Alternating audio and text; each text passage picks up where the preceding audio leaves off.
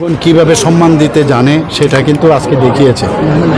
যখনই উনি ওনাদের সাথে কথা বললেন বারবার, আমাদের যে health minister, union health minister উনি গেছেন, আমাদের আরেকজন ইউনিয়ন মিনিস্টার সেখানেও গেছেন।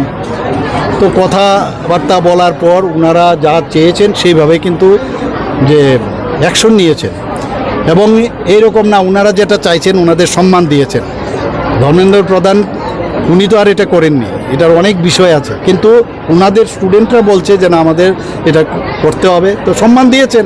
এর মধ্যে জয় পরাজয়ের বিষয় না, কিন্তু আমি জানি যে স্টুডেন্টদের এই মুভমেন্টে বিরোধী দলের ইন্ডি জোট যেটা আছে তারা খুব উৎফুল্ল এবং আনন্দিত, কারণ তাদের কাছে তো কোনো ইস্যু নেই, তো ইস্যু নিয়ে খুব করে লাফাচ্ছে।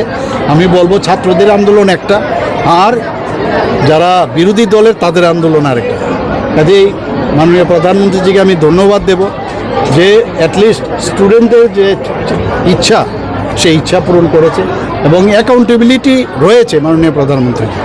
এই আন্দোলনের পেছনে ফরেন ফান্ডিং এর কথা উঠছে, এবং পুলিশের তরফ থেকেও জানানো হয়েছে যে সেখানে বিভিন্ন অ্যান্টি ন্যাশনালিজমের প্রশ্নটাও কিন্তু উঠছে। না, সেইগুলো তো আমি বলবো না, এই কথাগুলো আমি কমেন্ট করব না, কিন্তু যদি থাকে তো এগুলো তো দেখবে, পরবর্তী সময়ে আসবে, কিন্তু এখন পর্যন্ত আমার কাছে স্পষ্ট আকারে এই ধরনের কোনো খবর নেই।